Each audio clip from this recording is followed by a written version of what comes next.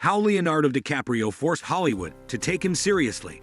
Certain individuals experience the sensation of having been in the film industry for an eternity. Leonardo DiCaprio appears to have been at the pinnacle of Hollywood for as long as anyone can recall. However, his career nearly took a different turn. His longevity, prestige, and numerous accolades can be traced back to a single project: Gangs of New York. DiCaprio's portrayal of Johnny Depp's developmentally disabled brother in What's Eating Gilbert Grape would formally establish him as a celebrity later that year. He was officially recognized as one of Hollywood's most sought-after young actors when he received both a Golden Globe nomination for Best Supporting Actor and an Oscar nomination for the role. His dedication to the role of Arnie facilitated the development of his career. Sam Raimi's The Quick and the Dead, The Basketball Diaries, and Baz Luhrmann's Romeo plus Juliet were all released in a flurry of releases. DiCaprio secured roles in each of these films. This is the point in the careers of many young performers where things can go one of two ways. They can either take the safe route and end up repeating themselves, or they can be selective with their roles and create a career that is meant to last. DiCaprio was rapidly approaching this crossroads. DiCaprio began to become somewhat of a heartthrob as he gained more recognition in the public eye. He is popular, he is attractive, and females are attracted to him. He and his circle of friends, which included Tobey Maguire and Lucas Haas, among others, had established a reputation in Los Angeles. The more quickly DiCaprio advanced in Hollywood, the more this Lothario persona began to establish itself.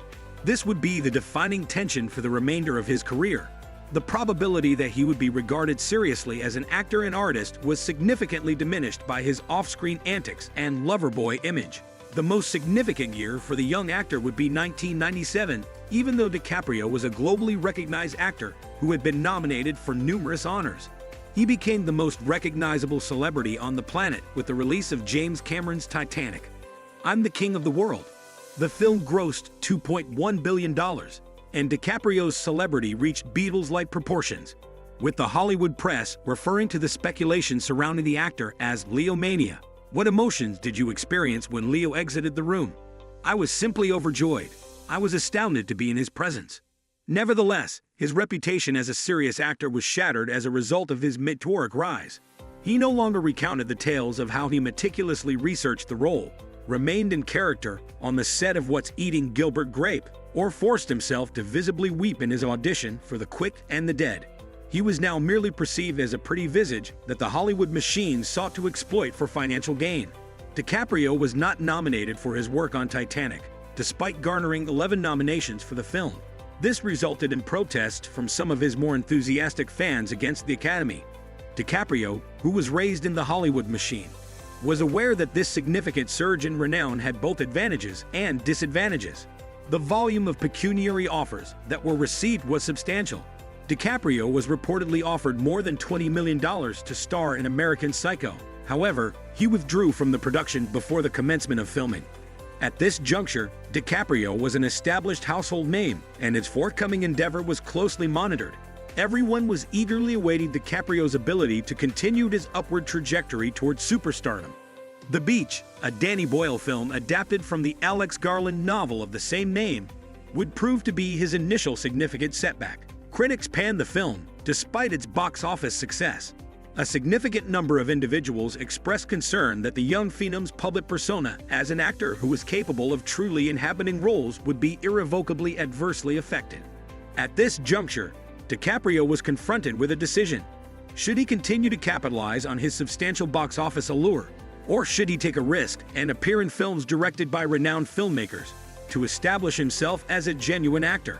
Instead of accepting the role of Anakin Skywalker in Attack of the Clones, DiCaprio chose to work on two films that would undoubtedly set him on the path he is on today, rather than pursuing the massive box office path. Both of these films, Spielberg's feel-good criminal caper Catch Me If You Can and Scorsese's gangster epic Gangs of New York, premiered in 2002 and are now considered classics. Gangs of New York, a grand epic that explores the gang warfare that took place in the Five Points district of Lower Manhattan in 1846, is based on the novel by Herbert Asbury. Amsterdam Valen, a young man, is the protagonist of the film.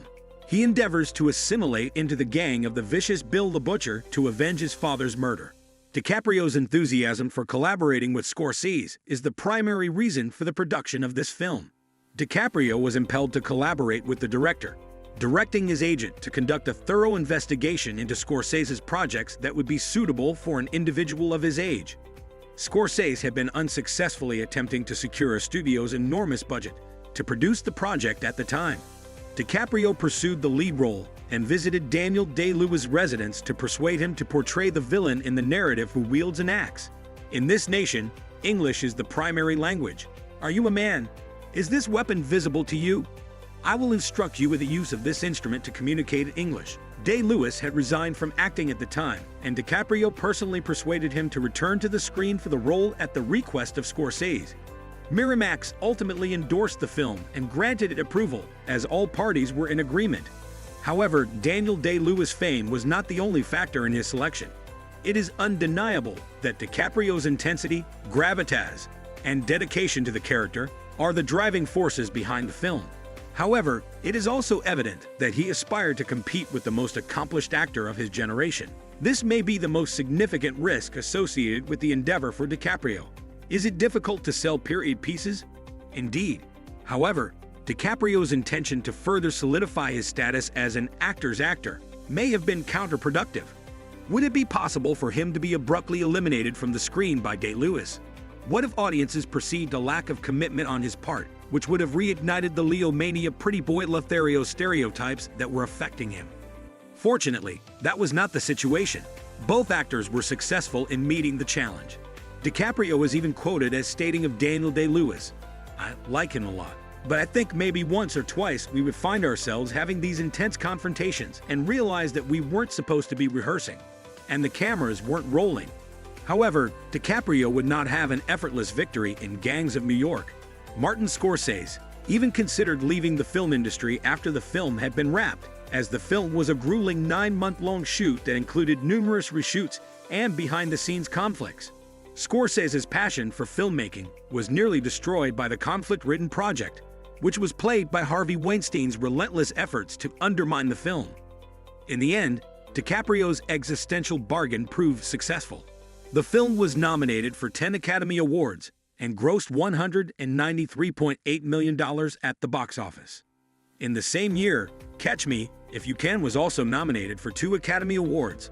The Gangs of New York significantly altered DiCaprio's career. It solidified his status as a serious actor and would establish a formula for the leading man, consistently producing films of award caliber by pursuing and collaborating with auteur directors over the next 2 decades. Conclusion: Leonardo DiCaprio's journey from a teen heartthrob to a respected heavyweight in Hollywood wasn't a mere product of fame or box office success.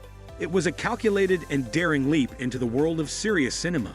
By choosing to collaborate with visionary directors like Martin Scorsese and taking on challenging roles, DiCaprio didn't just maintain his stardom, he transformed it. Gangs of New York wasn't just a film. It was a declaration that DiCaprio was here to be taken seriously as an actor.